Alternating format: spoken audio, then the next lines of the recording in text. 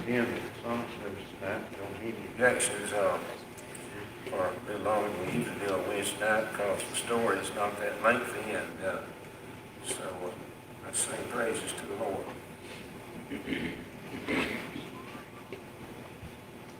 The 566. 566. At the top.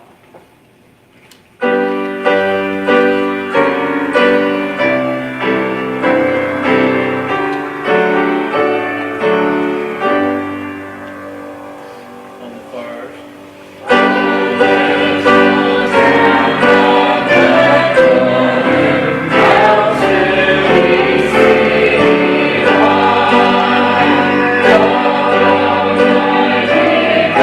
Thank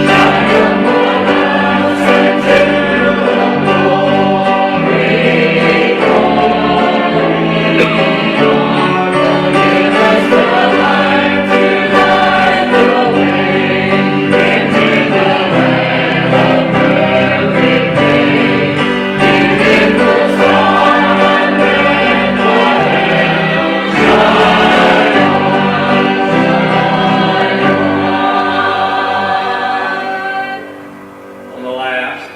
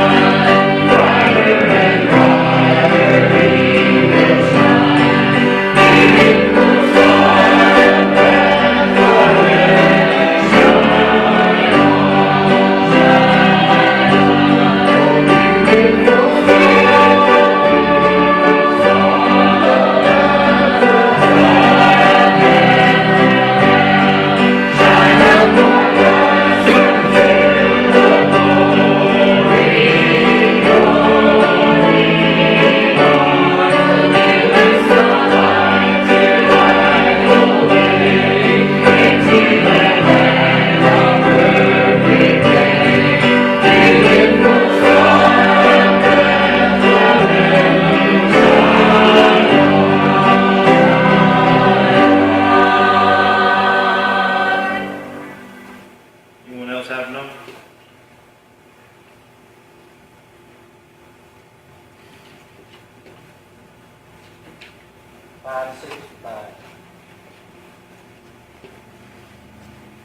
Page 565.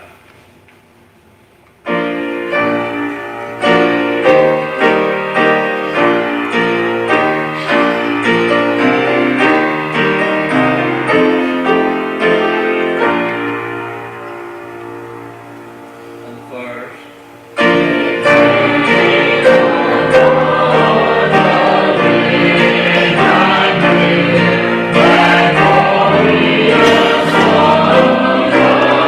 Thank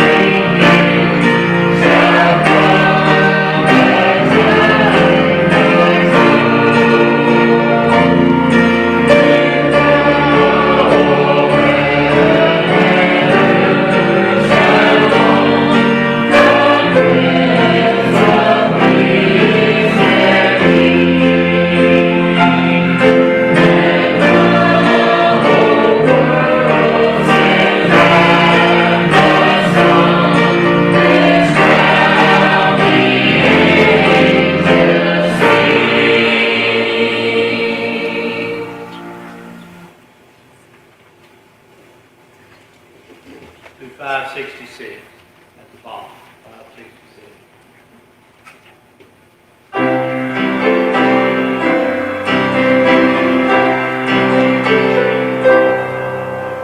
We'll sing it all the way through first.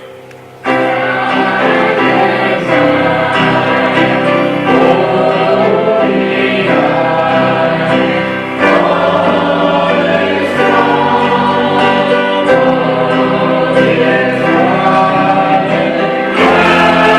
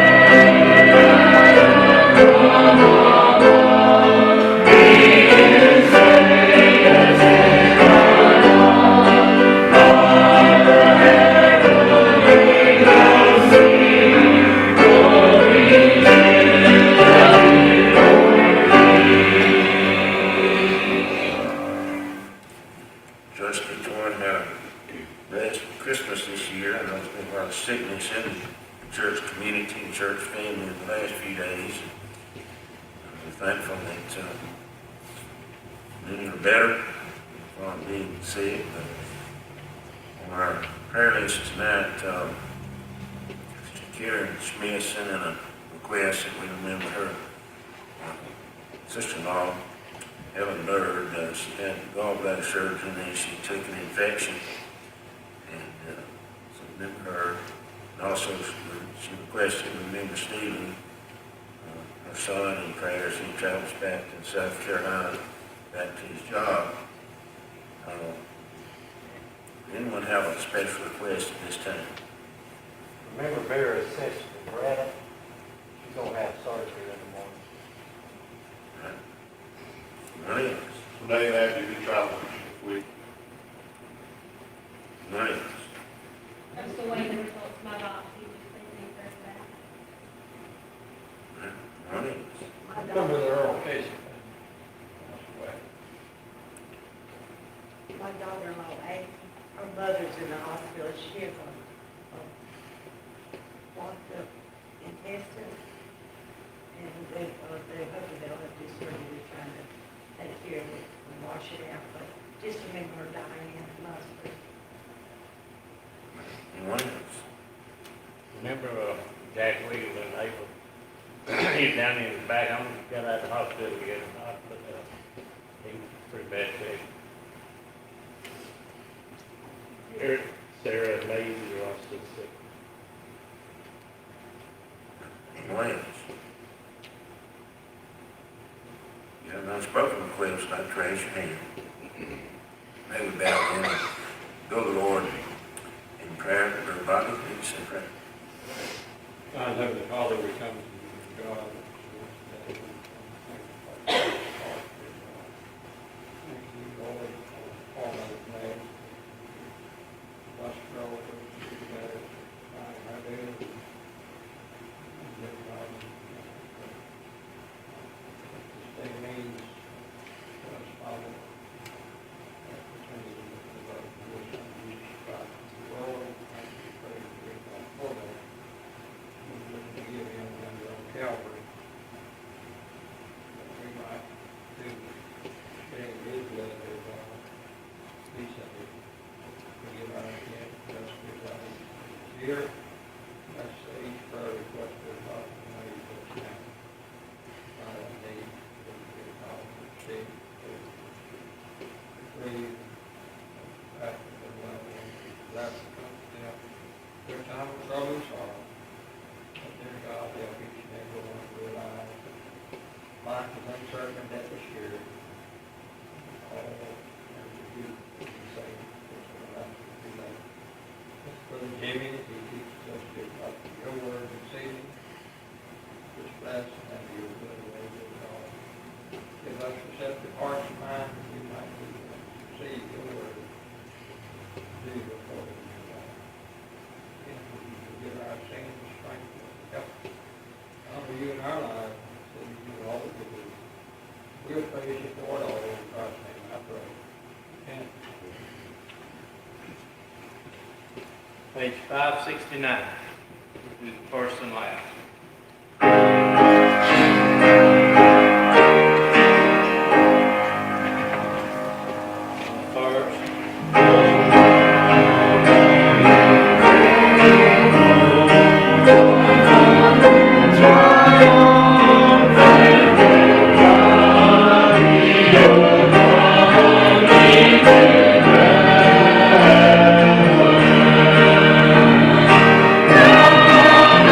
Thank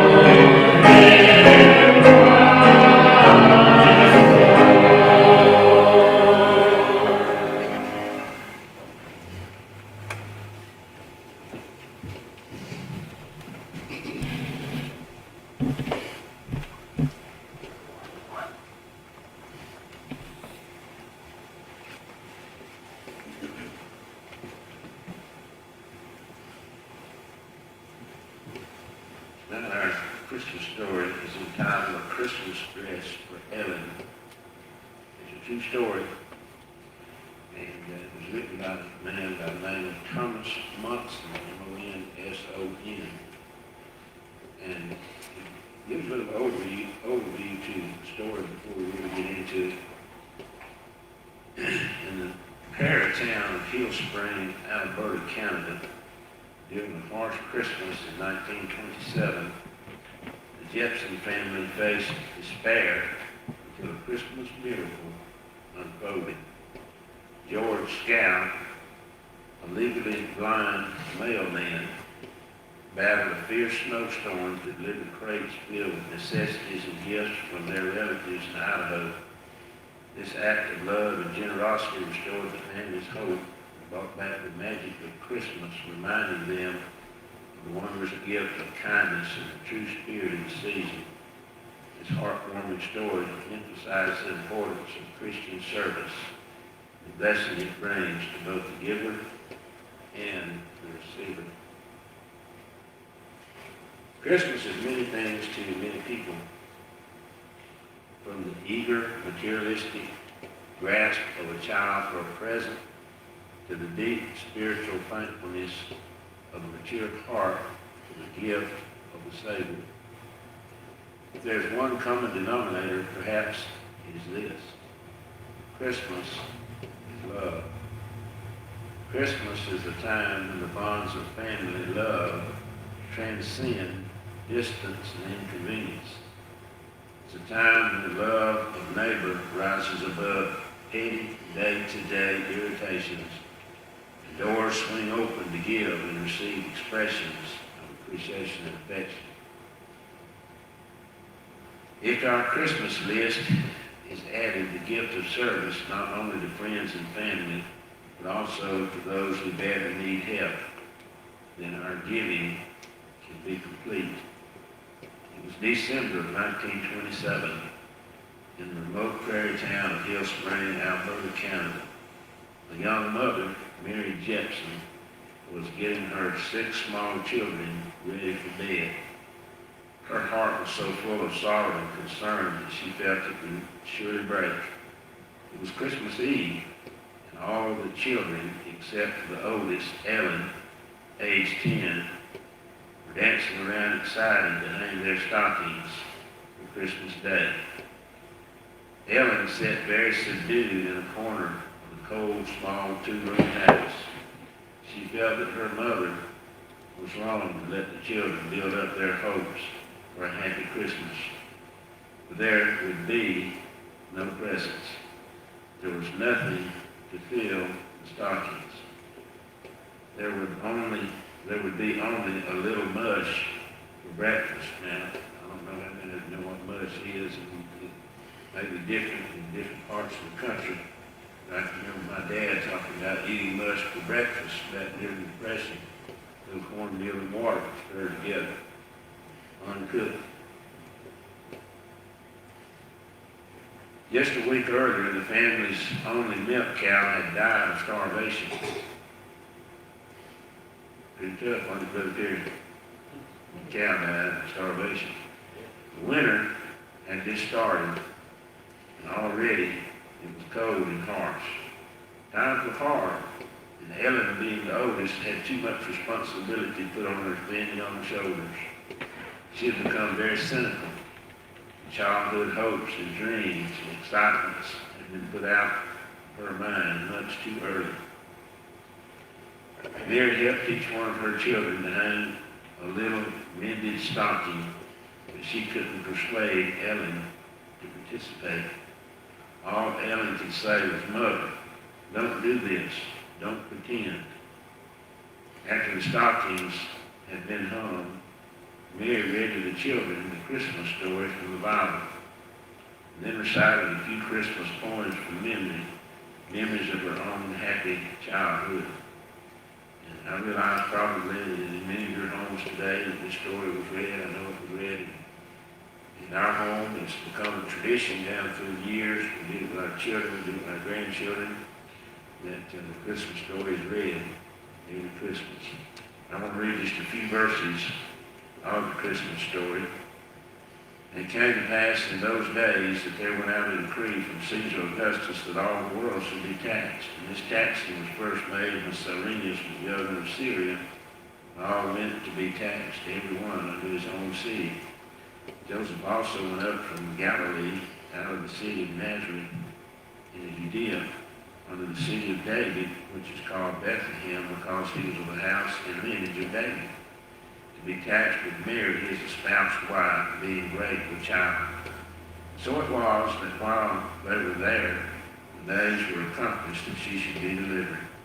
And she brought forth her firstborn son, and wrapped him in swaddling clothes, laid him in a manger, because there was no room for them in the inn. Now Mary sat alone by the dying fire. Her husband Leland had gone to bed several hours earlier, feeling sad and discouraged. Mary knew that he felt he had failed his wife and children. She thought of their plight here in this land of ice and snow. Spring had come very late, and winter had come very early for the last 2 years, causing all their crops to freeze. In October, Mary had received a letter from her sisters living in Idaho. They told her that they knew that things were hard for her, and although they had suffered some setbacks themselves, they wanted to know what they could send the family for Christmas. Mary hadn't written back right away. She was reluctant to tell them how poor and destitute the family really was. Finally, in November, seeing that things were not going to get any better, in desperation, she had written. Mary had requested on the necessities. She told them of their family's urgent need for food, especially items such as flour and some cornmeal. She added that it would be a blessing if they could just ship a bit of coal, for it was so cold and their fuel was down to almost nothing. She asked for some old, used quilts. All of hers had worn thin and were full of holes, and they could no longer keep their children warm. Also, she requested some worn-out pants to cut up and use to once again patch the pants of her boys and her boys were wearing. She mentioned their desperate need for socks and shoes and gloves and warm hats and coats. At the close of the letter, she had written, "If you could just find a dress that someone has outgrown, I could make it over to fit Ellie. She is far too somber for such a young girl. She worries about the family and our needs. She has only one dress that she wears all the time, and it's patched and faded." The week before Christmas had found Leland daily hitching up the horse to the sleigh and making a 3-hour round trip from Hill Spring into the town of Cardston to check the trains at the train station and post office for a package from Idaho. Each day, he would receive the same disappointing answer. Finally, on the day of Christmas Eve, he left early in the morning, went into Cardston, and waited for the one daily train. He checked at the post office as well. He left at noon, however, to return home to Hill Spring before dark, and he left without a package. As he rode home, he wept openly, knowing how sad Mary would be. Now, as Mary ceased her reminiscing, she realized how cold she was. The fire in the stove was all but out. The clock on the wall showed that it was 3:30 a.m. She looked up at the sad little mended stocking still hanging empty, felt that her heart was hanging just as empty. Outside, the wind was blowing at about 70 miles an hour, and the snowstorm had intensified. She was about to put out the lantern and go to bed for a few hours, when suddenly there was a knock at the door. Mary opened the door to find a man standing there. He was covered with frozen snow and ice. For a moment, Mary doubted her senses. Then she realized it was George Sidney Scout, the mailman from Cardston. He belonged to their church, and he knew the plight of the family. He told Mary that he knew of their waiting, the package from Idaho, and that he knew there would be no Christmas without it. George Scow was a good man. University of Utah graduate, he had years before been stricken with a disease that caused him to gradually go legally blind. After receiving a blessing from their pastor, he had miraculously regained partial sight in one eye. Although he was unstable to work in his chosen profession of engineering, he had found work as a postman to support his wife, Ingeborg, and their 8 children. On this particular day, on Christmas Eve, George, with a team of horses pulling his sleigh, had traveled through a violent snowstorm to deliver mail to half a dozen or more communities near Cardston. When he returned to the post office that afternoon, he was so cold and exhausted that he ached throughout his body. He longed to settle his horses for the night and join the family celebration in his warm, cozy home. Someone from the train station came by the post office to tell him that 10 large crates had arrived from the States for the Jepson family. It was about 4 hours, or it was about 4 in the afternoon, but already it was dark. The storm was getting worse. George's horses, shivering with cold, were not capable of making another trip. The mailman decided it was just too late. There wasn't anything he could do about it. George went home to his eager family. He placed the Christmas tree in the living room, and the children joyfully gathered around to decorate. Although he was surrendered by happy activity and by the delicious aromas of traditional Danish holiday food, George could not shake off thoughts of the struggling Jepson family, the packages waiting at the post office. He took Ingeborg aside, and the couple knelt in prayer for guidance. They decided that the only thing he could do was take the crates out to the Jepsons' little isolated farmhouse in Hill Spring that very night. So with a borrowed team of horses and a borrowed sleigh for sharper runners than his own, he set out for the Jepson place, accompanied by his 15-year-old son, Sidney. Ingeborg insisted Sidney go along, although George's eyesight was passable in the daytime. His wife knew that he would not be able to see at night in the midst of a fierce prairie blizzard. Ingeborg and the children sent the father and son on their way with sandwiches and little candies and snacks, and hot rocks were wrapped in blankets to keep their feet warm through the long journey. George and his son struggled to find their way through the blinding snowstorm. Several times they felt the guidance of the Spirit as they prayed that they would reach their destination safely. With the snowdrift deepening hour by hour, the horses plodded along more and more slowly. At last they arrived at the farmhouse. They were relieved to see one small light still home in the house. When George and Sidney entered the home and saw how bare and humble it was, they knew why they had felt so urgently prompted to make the trip. After the postman had told Mary about his decision to come, he and his son brought the crates into the house.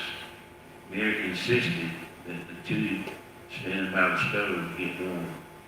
She got some of Leland's clothes to replace their frozen wet clothing. It was nearly 5 o'clock in the morning when the sleigh headed back into town. It had taken George and Sidney 8 hours to get to the Jepson place because of the severity of the storm. They wouldn't get home until noon or later on Christmas Day. Mary thanked them both as best she could, but she always said that there was just not words enough to express their thanks. After all, how do you thank a miracle, and a Christmas miracle at that? Mary quickly began to unpack the crates. She had only an hour or so before the children would awaken. On top of one of the crates, she found a letter from her sisters.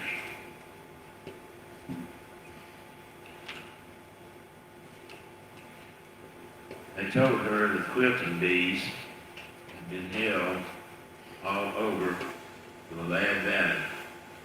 And from these, 6 thick, warm, beautiful quilts had been made for them. They also told her the many women who had sewn the shirts for the boys and dresses for the girls, and of others who had knitted warm gloves and hats. The donation of socks and shoes had come from people from miles around. The Relief Society had held a bazaar to raise the money to buy the coats. And all of Mary Jepson's sisters, nieces, cousins, aunts, and uncles in Idaho had gotten together to bake the bread and the candy to send. There was even a crate half full of beef that had been cured and packed so that it could be shipped, along with 2 or 3 slabs of bacon and 2 nams. The letter closed with these words: "We hope you have a Merry Christmas." And I want you to notice what it said next. Thank you so much for making our Christmas the best we ever had. In Acts 20, verse 35, we're told it's more blessed to give than to receive. Mary's family awakened that Christmas morning to what for them was a miracle. Bacon frying on the stove, and hot muffins were ready to come out of the oven.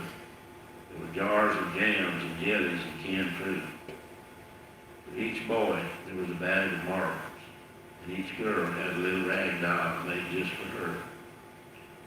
Every stocking was hanging stuffed full of homemade candy, fudge, divinity, dried fruit of every kind. Later, Mary and Leland were to find tucked in the toe of the stockings that had been sent for them a few dollars with a little note that the money was to be used to buy coal for the rest of the winter. The most wonderful miracle, though, occurred when Ellen, the very last to get up, rubbed her eyes in disbelief as she looked at the spot where her stocking was supposed to have hung the night before and saw hanging there a beautiful red Christmas dress, trimmed with white and green satin ribbons.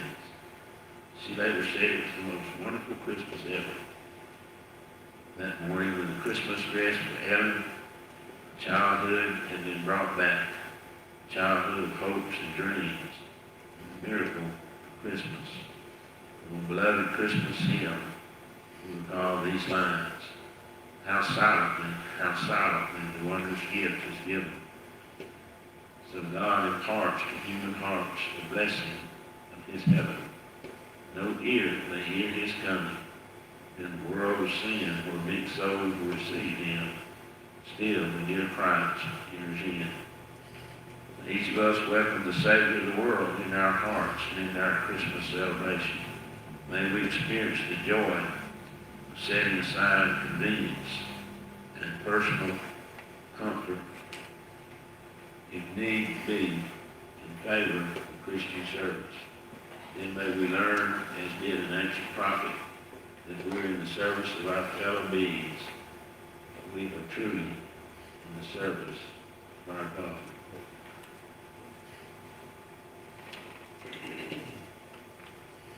You know, it's hard to imagine the abundance of blessings that God's blessed us with today, materially speaking, as well as spiritually speaking, family enduring this. I'm sure there are families right here in this country today that went through similar circumstances. And so many times we take for granted the blessings of God. Talk about today. Lord bless all of our family to come for Christmas this year. Every last one. Nobody was sick. Everybody seemed to enjoy the day. I thought, my, what a blessing. And just be able to be with a family was sufficient for me.